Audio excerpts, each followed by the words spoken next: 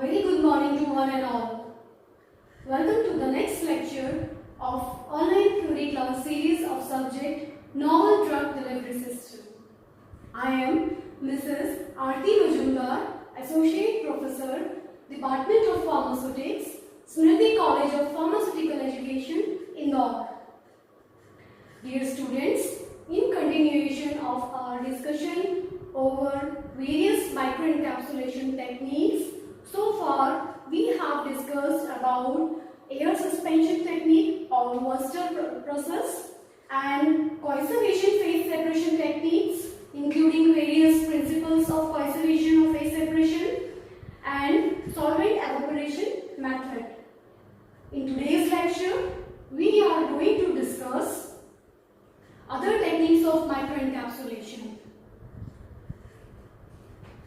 We are going to discuss about spray drying method and spray congealing methods used for microencapsulation purpose. Now, because both of these methods, spray drying methods and spray congealing methods, they possess certain similarities. So, these two methods we are going to discuss together. Some similarities which these two methods have are, in both these techniques, core is first dispersed in liquefied coating material. Whether it may be a solution of coating material, coating polymer in certain suitable organic solvent, or it may be the melted liquid coated material such as waxes and lipids and other materials which are liquefiable or upon heating. So this is the first similarity, that first core particle has to be dispersed in the liquefied coating material solution or liquefied coating material.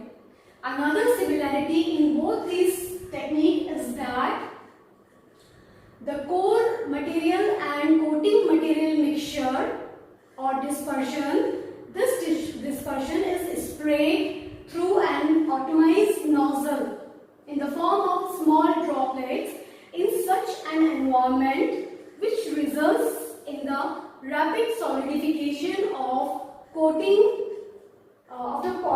material around core materials, which results in the formation of microcapsules. Now, these methods have certain difference. The main difference between these two methods is in the means by which solidification of coating is accomplished.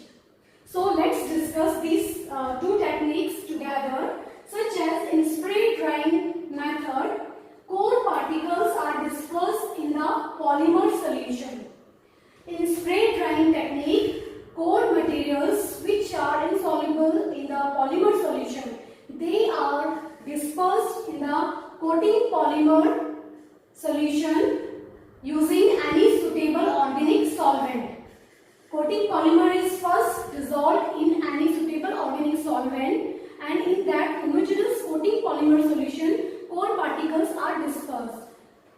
Then, in spray drying, this mixture of coating material and including core particles dispersed in it, this is sprayed into hot drying chamber with the help of an air stream which is heated to a elevated temperature. This results in rapid evaporation, solvent evaporation, which results in the shrinking of the polymer coating polymer around the core particle, and the shell material solidifies onto the core particles, which result in the formation of polynuclear or matrix types of microcapsule.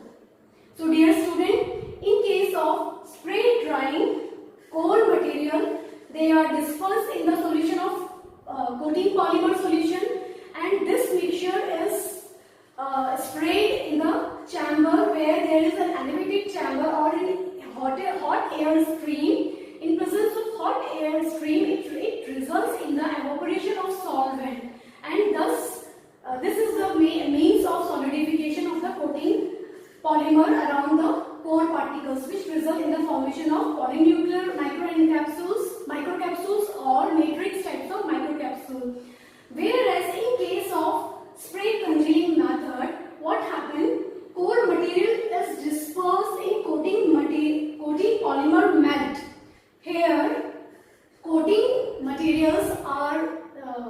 employed are such that which can melt at elevated temperatures, such as waxes like paraffin wax, Cordova wax, beeswax, or it can be some fatty acids such as stearic acid or certain sugar or alcohol which remains solid at room temperature but liquefies or melt at certain elevated temperature. So these type of coating material are used in case of spray congealing techniques. Here solvent is not used to solubilize coating polymer. Here the core material is dispersed in coating polymer or coating material melt. Now after dispersion, now this dispersion is sprayed into an air stream, into a cold air stream, so that this initially this melt is at elevated. This is a hot melt. This dispersion so form it is in the form of hot melt. This hot melt dispersion, when sprayed in a chamber in presence of cool air stream, this result in the rapid solidification due to the thermal congealing of the coating polymer or coating material. Because in presence of the cold air, this wax which was initially in melt condition, it solidifies rapidly, result in the formation of matrix type of microcapsules. This is the main difference between these two techniques. In a spray drying method, hot air stream is responsible for the rapid solidification. Hot air stream is used as a means of solvent evaporation, which further result in the solidification of coating material. Whereas in thermal congealing, in spray congealing technique, it is cool air stream which is used for the solidification or thermal congealing of coating material. So in spray drying technique, the inlet temperature of inlet air is greater than that of, usually it is greater than that of the outlet air, whereas in case of thermal congealing method or in technique, inlet air temperature is always lower than that of the outlet air temperature.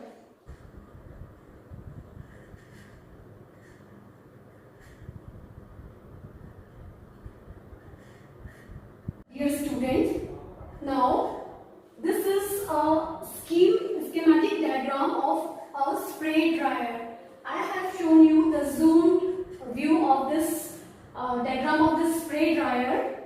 Basically, the main parts of this spray dryer is the liquid feed, then inlet air supply unit, drying chamber, product collection unit, and the exhaust. Then, so now what happened in case of spray drying, liquid feed, which is a solution of polymer in a suitable solvent, and mixture of that solution and core particles, in which the core particles are insoluble. Now this dispersion having core and polymer solution, they represent the liquid feed in case of spray drying method. This liquid feed is pumped to the atomizer, which spray this liquid feed into the form of small droplets. Now in this drying chamber, there is a continuous supply of air and an electrical heating device is present, so that the temperature of inlet air is higher, which result in the solvent evaporation of liquid droplets as soon as they are sprayed. The feed rate of this in this spray drying method is so adjusted that the liquid droplets form should rapidly spray dry before coming in contact with the wall of this drying chamber. Now, after proper solvent evaporation and solidification of the spray droplets, this chamber is attached to a cyclone powder collector unit. Cyclone collector and this is further attached to an exhaust fan, which result in the exhaustion of the air, outlet air, which is further collected for the recovery of solvent. Because during this solvent evaporation process, this inlet air, it is at elevated temperature, and this outlet air, it has a temperature somewhat lower than that of the inlet air temperature, and it is rich in concentrate. It contains a higher concentration of the solvent which was used for the dissolution of coating polymer. So these are the basic parts of spray dryer. In case of thermal congealing method, instrument is somewhat similar to that of this spray dryer. The difference is in that is inlet air has temperature lower than that of the outlet air. It is so because in spray congealing method, this liquid feed is in the form of hot melt containing dispersed core particle into melted polymers, melted coating materials, which may be lipids, waxes or alcohol or sugar, which exist as solid at room temperature, but in the formation of this hot melt, when they are heated, they form liquid, they liquefy. So this liquid feed is the core dispersed in the liquid melted polymer. Now when this liquid feed in case of spray congealing method is sprayed into this chamber, in which the coming air is cool or cooler, so it results in the rapid congealing, thermal congealing of the spray droplets, liquid droplets, which result in the formation of matrix types of microcapsules. Again here the powder collector is there in case of spray congealing method. Now, and the exhaust fan is situated to so that the air will be removed from the instrument. The main advantage of both of these techniques, spray drying method and spray congealing method, is that by using these techniques, liquid core particles can be converted into free flowing solid powder. This method is mostly used for the encapsulation of flavors in the pharmaceutical industries. One difference in both these methods is that in spray drying method, entrapment efficiency is somewhat lower as compared to the spray congealing method. In case of spray drying method, active content or the core particle to be microencapsulated, it should not be more than 20%, so that to apply a proper complete coating onto the core particle. Because the main purpose is of applying coating, for example, we say flavors or volatile oils, if the coating is not proper, then it will not provide complete protection from or stability against environmental condition. So proper microencapsulation to be done in case of spray drying method, the concentration of the core particle is to be kept below 20%. Whereas in case of spray congealing method, entrapment efficiency is higher, and because in spray congealing method, the core material, it is dispersed in the hot melt. When thermal congealing occurs, it results in the solidified microencapsulated core particle, in which the core particles are uniformly dispersed throughout the matrix of fatty substance, of cooled solidified fatty substance. So these spray congealed microcapsules, matrix types of microcapsules, have further application in sustained drug delivery of the product, and they also provide better protection to the enclosed or encapsulated particles. Now there are certain process variables which are to be kept in mind while using these techniques, such as viscosity of the feed material. It is very important because it affects the particle size of the globule through the atomizers. Then concentration of the core and the coating material, and feed rate. I explained you earlier also, feed rate should be adjusted in such a way that the droplets so produced by the sprayer or atomizer, they should dry before coming in contact with the wall of this dry unit. But the temperature of the dry unit should not be much higher, so that it should not result in the overheating of the microcapsules to produce, or the overheating of the droplets. So feed rate should not be very fast, otherwise drying rate will not be proper drying will not be accomplished, or it should not be so very slow. It should be adjusted and optimized. Then drying rate.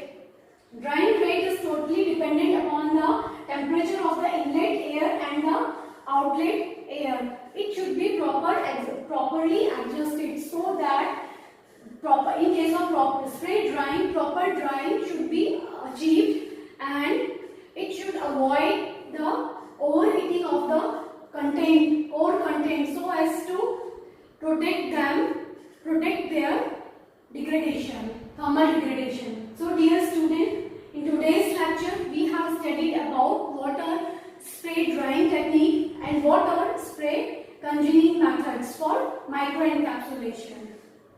Thank you.